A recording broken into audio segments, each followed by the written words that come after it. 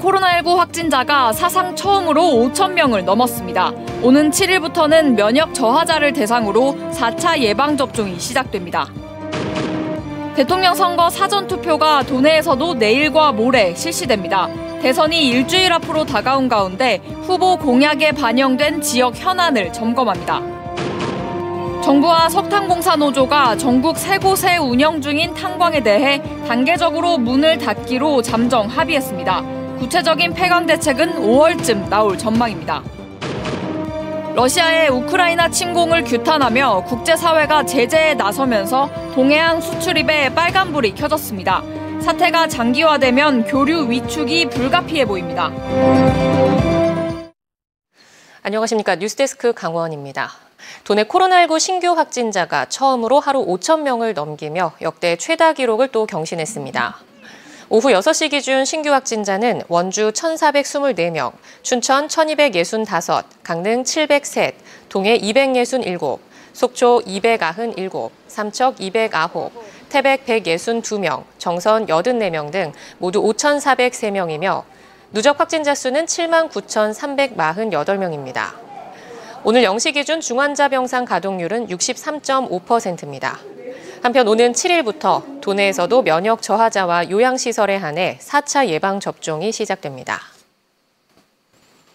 제20대 대통령 선거 사전투표가 내일과 모레 도내 196개 투표소에서 실시됩니다. 사전투표는 주민등록과 상관없이 어디서나 오전 6시부터 오후 6시까지 참여하면 되고 코로나19 확진자나 격리자는 이틀째인 5일 오후 5시부터 투표를 위한 외출이 허용됩니다. 선거 당일인 9일 본투표는 선거인 명부에 등재된 해당 투표소에서만 투표할 수 있고 확진자나 격리자는 일반인 투표가 마감된 오후 6시부터 7시 30분 사이 투표하면 됩니다.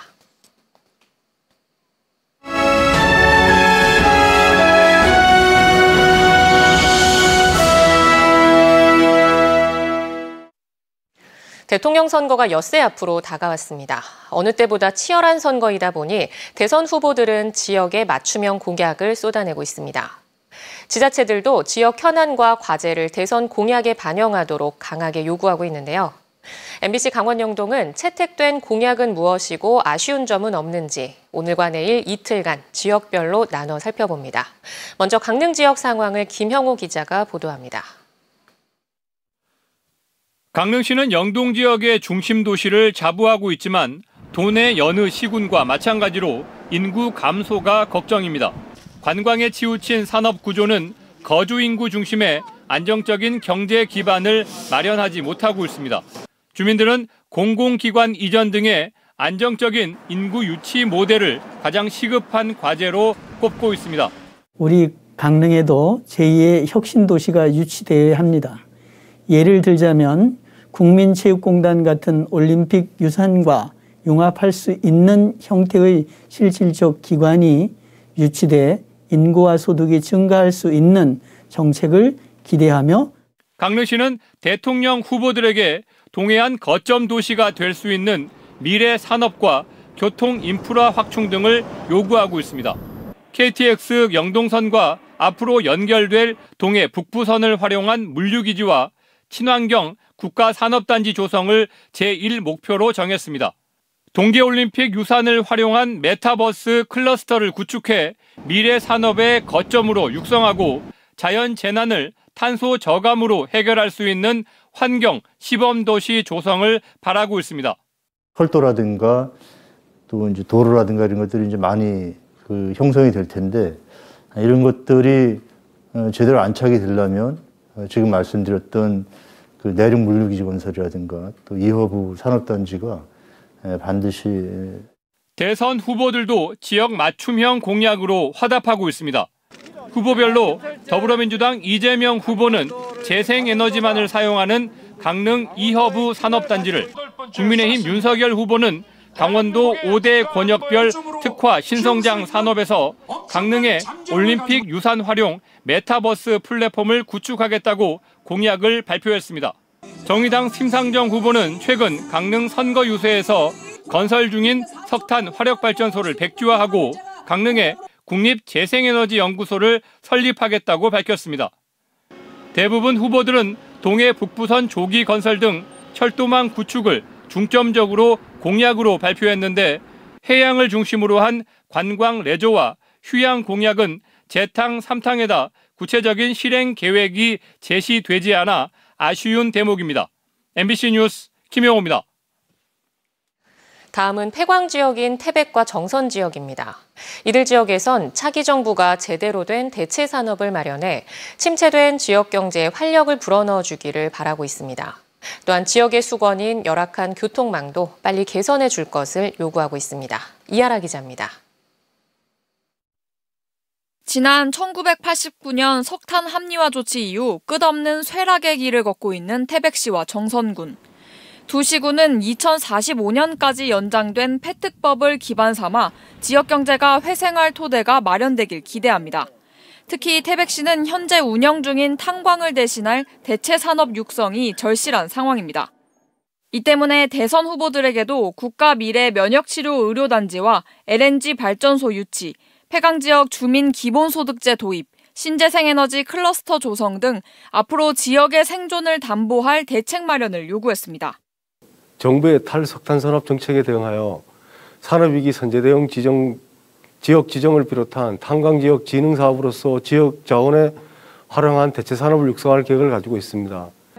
정선군의 사정도 크게 다르지 않아 대선 후보들에게 새로운 성장 동력을 희망하고 있습니다.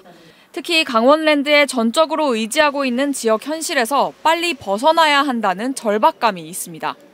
이에 따라 폐광 지역 개발에 필요한 지원청 설립과 첨단 산업단지 조성, 공공병원 국가재정 지원, 그리고 가리왕산 올림픽 국가정원 조성에 목소리를 높이고 있습니다. 산림물을 기반으로 한 국가정원은 우리나라에 없습니다. 자연의 생태계 보고인 가리왕산을 주제로 국가정원이 조성된다면 지역 경제에 많은 보탬이 될 것으로.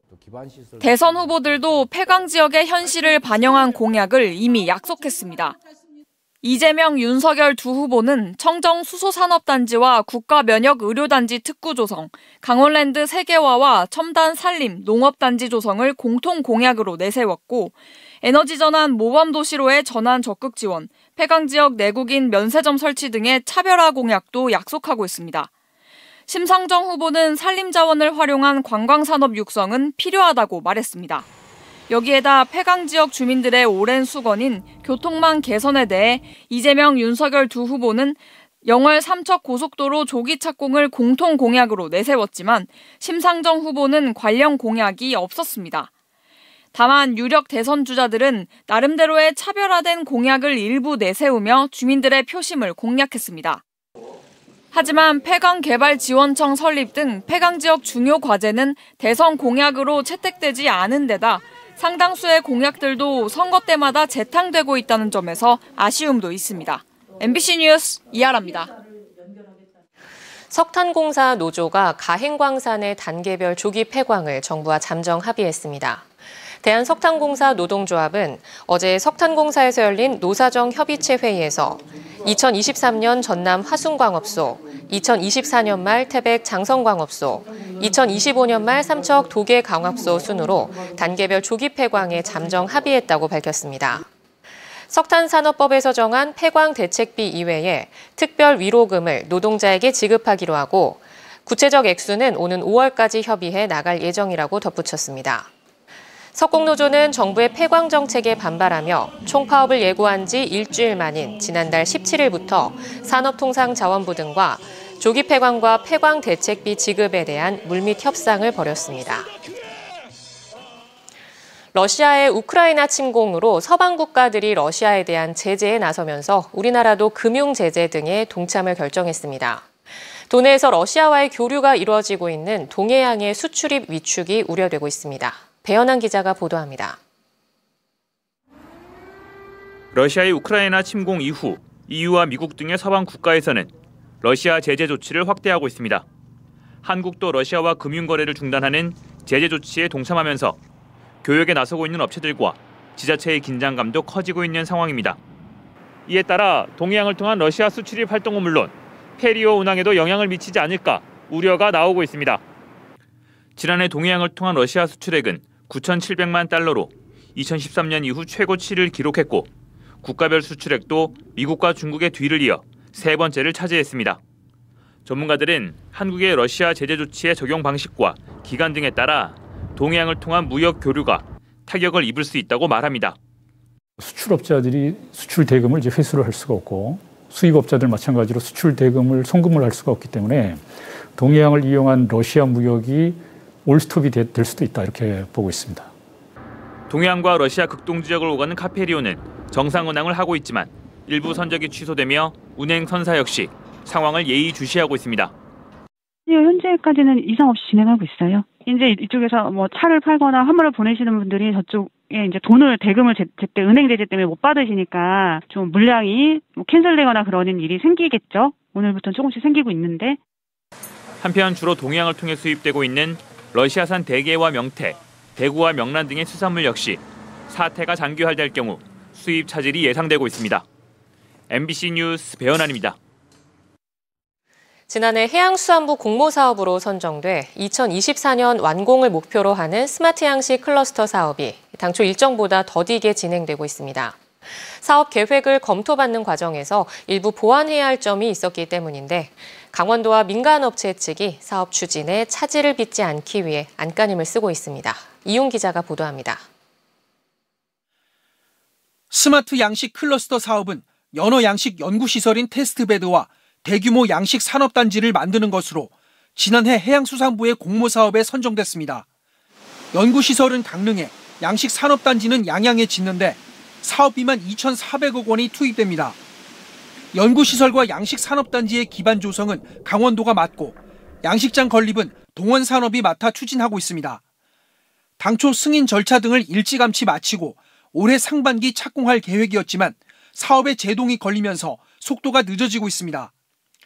지난해 말 국토교통부가 양양에 들어설 양식 산업단지의 기본 계획을 반려했기 때문입니다. 국토부는 스마트 양식과 정보통신기술 ICT 접목에 대한 구체적인 사업 내용 보완을 요구했습니다. 예전에는 양식업의 농공단지 입주가 불가능했지만 지난해 규제가 완화되면서 국내 처음으로 입주가 가능해진 만큼 사업 계획을 완벽히 짜는 게 미흡했던 것으로 보입니다. 양식장이라는 개념보다는 어떤 최첨단 스마트 시스템을 이용해서 진행한다는 그런 부분이 있었는데 그런 부분에 대한 어떤 구체적인 계획들이 좀 부족했던 거죠. 이에 따라 강원도는 국토연구원을 통해 보완한 사업 계획을 최근 국토교통부에 제출했고 심의를 기다리고 있습니다. 이르면 이달 말쯤 사업 계획 승인 여부가 판가름 날 예정인데 강원도는 여러 차례 사전 검토를 거쳤다며 큰 문제는 없을 것으로 예상하고 있습니다. 동원산업권만 별도로 사전 심사라든지 자문을 다 받았어요. 이번에 제출하는 거는 어느 정도 보완이 이제 다 된 그런 자료이기 때문에 잘 통과될 거라고 지금 바라보고 있습니다. 사업 계획 승인 부처는 연구시설의 경우 해양수산부가, 양식산업단지는 국토교통부가 담당하고 있습니다. 강원도는 두 사업의 절차적인 진행 시기가 비슷해야 시너지 효과를 낼 수 있을 것으로 보고 올 하반기 착공에 차질이 없도록 한다는 계획입니다. MBC 뉴스 이웅입니다.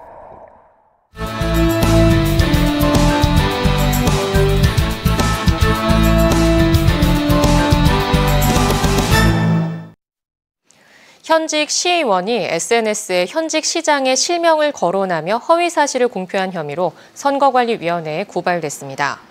속초시 선거관리위원회는 자신의 SNS 계정에 현직 시장에게 불리한 내용의 허위 사실을 공표해 공직선거법 제250조 2항을 위반한 혐의로 현직 시의원 A씨를 춘천지방검찰청 속초지청에 고발했습니다. 이에 대해 A 의원은 시민들의 알 권리를 충족시키기 위해 지역에서 나돌고 있는 내용을 썼을 뿐이라며 법률 자문을 받아 차분히 대응하겠다고 해명했습니다. 강릉시가 상습적인 범람으로 침수 피해를 겪는 우암천 하류 지역에 대한 자연재해 위험지구 정비 사업을 추진합니다. 우암천 정비 사업은 지난해 행정안전부 공모사업에 선정돼 총 사업비 242억 원을 들여 4년 계획으로 배수 펌프장을 설치하고 제방 1.18km를 정비하는 것으로 진행됩니다.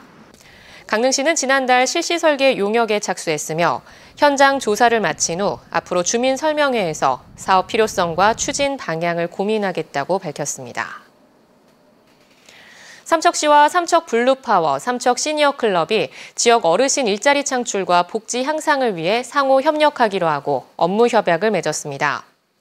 이번 협약을 통해 삼척시는 노인 일자리 협력 체계를 구축해 홍보 등을 담당하고 삼척블루파워에서 노인 일자리 창출 협력과 연계 복지 사업 등을 지원하며 시니어클럽은 참여자 선발과 용역 제공 등 사업을 운영하기로 약속했습니다. 삼척블루파워는 앞서 차량 관리 지원 사업을 삼척 시니어클럽에 맡겨 2명의 어르신이 참여하고 있습니다.